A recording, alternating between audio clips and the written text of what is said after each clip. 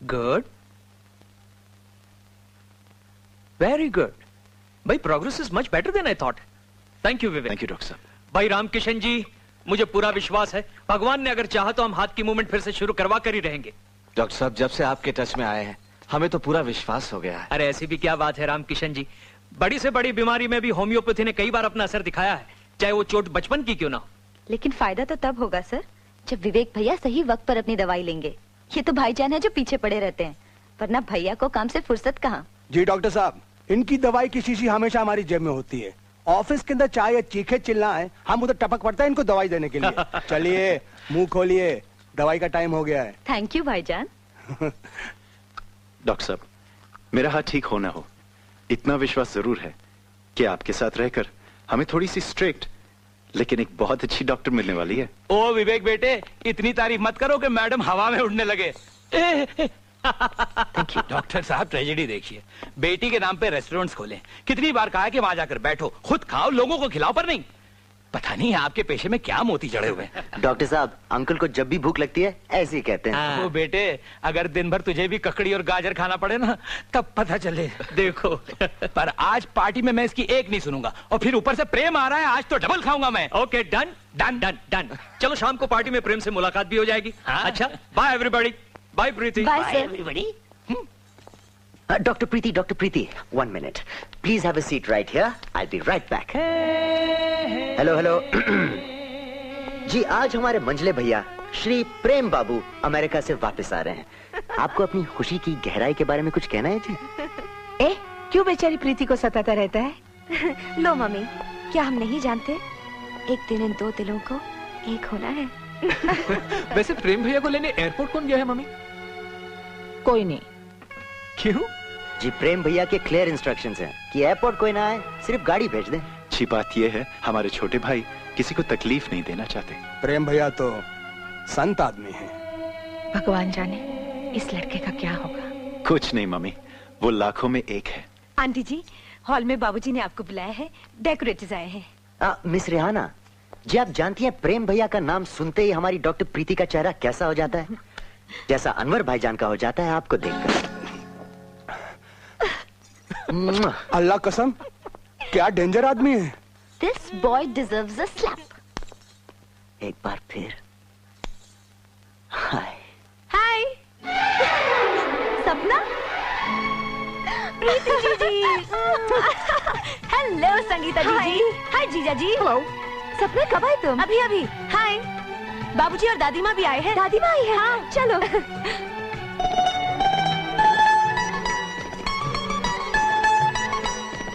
जी छोड़ेंगे?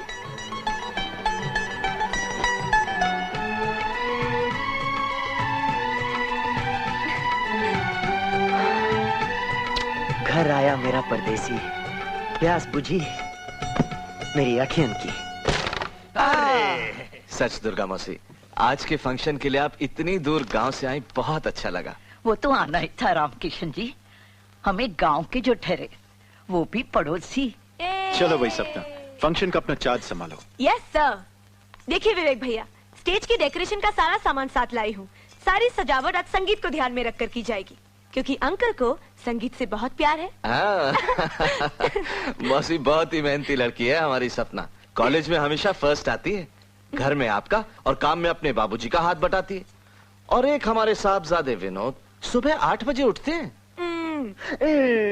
Uncle, this is not fair.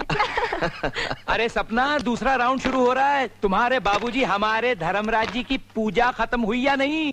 मोर मनोरथ जानहु निके बसहु सदा उर पुर सबहि के, मोर मनोरथ जानहु निके बसहु सदा।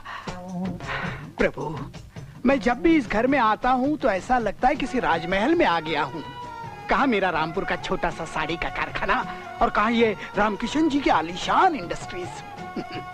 प्रभु, मेरी बेटी का ब्याह रामकिशन जी के छोटे बेटे विनोद बाबू से हो जाए, वो 1/3 जायदाद की मालकिन बन जाए, नौकर चाकर इर्द गिर्द काम करते रहे, वो रानी बनकर राज करे। धर्मराज जी, लीजिए भाभी जी, कासगंज की सोन पापड़ी, जयपुर का घेवर और लखनऊ की ताजी ताजी रेवड़ी लीजिए। ये गलत बात है भाई साहब, आप जब भी आते हैं ढेर सारी मिठाइयाँ लेकर आते ज्यादा हैं। कहाँ है भाभी जी, बस चखने चखाने भर की तो है, लीजिए। हाँ, ये हुई ना बात। माफ कीजिए आनंद बाबू, लेकिन हमारे रामपुर का हर आदमी रामकिशन जी की पूजा करता है, पूजा।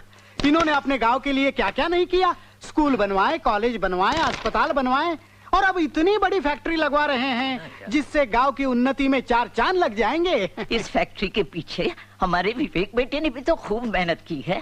विवेक बाबू तो कुल के दीपक हैं अम्मा, अपने भाइयों से कितना प्यार करते हैं। प्रेम बाबू को बिजनेस में ट्रेन करके विलायत भेजा और पढ़ने, और अब विनोद बाबू को भी बिजनेस में तैयार कर रहे हैं। Uncle, my business card. Oh, जय हो। तो हमारे विनोद बाबू अब विवेक भैया का हाथ बटाते हैं। हाथ क्या बटाते हैं दादी माँ, उनका ब्रीफ केस उठाते हैं। अरे तो क्या हुआ, प्रेम भैया भी तो पहले यही करते थे, क्यों विवेक भैया? प्रेम आज भी वही करता है विनोद। प्रेम? प्रेम भैया।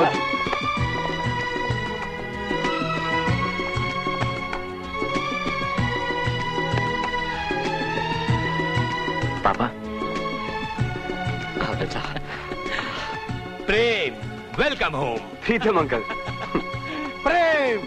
आंटी, प्रेम भैया आ गए। आ गए?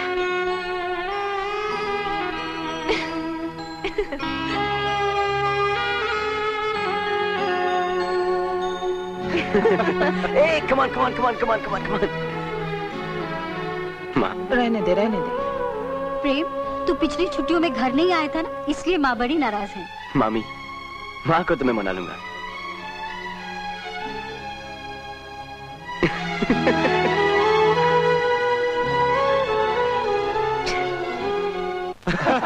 रामकिशन जी, जहाँ खाने के टेबल पर हंसी ठिठोली होती हो, जहाँ घर की लेडीज और बच्चियाँ हमें अपने हाथों से प्यार से खाना खिलाएं, वही घर घर है।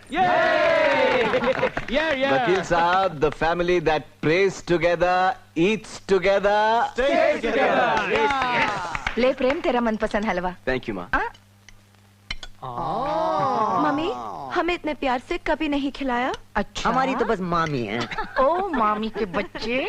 ले, साथ में ये भी लीजिए प्रेम भैया, गर्मा गर्म समोसे। Thank you. जी हमें भी। आप भी लेंगे? जी बिल्कुल, हमें तो मीठे से ज्यादा नमकीन पसंद है।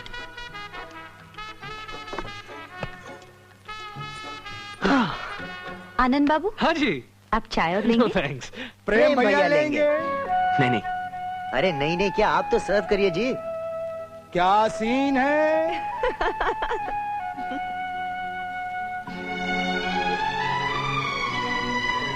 अब आदत डालिए प्रेम भैया, अब लाइफ लॉन्ग इन्हें ही आपको खिलाना पिलाना है, क्यों जी?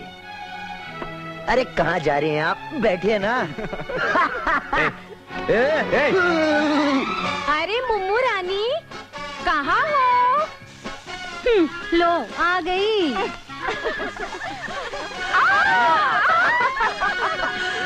मुबारक हो महारानी। Hello Mummu darling. Hello Prem. Hello, welcome back my darling. जीजा जी, बहुत बहुत बधाई हो जीजा जी।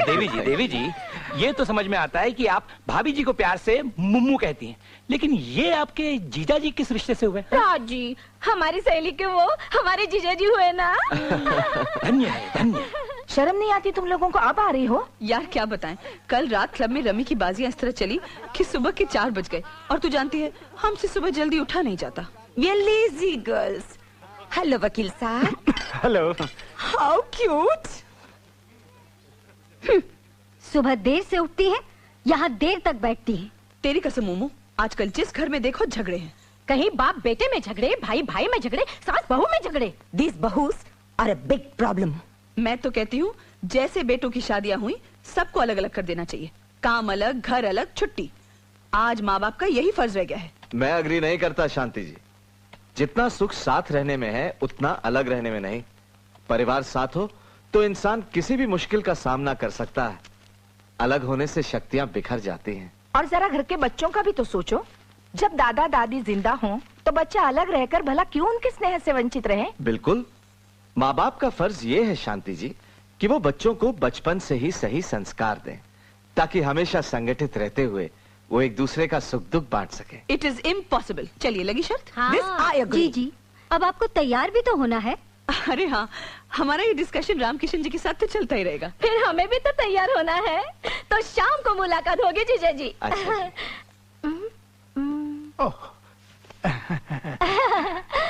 थैंक यू भैया।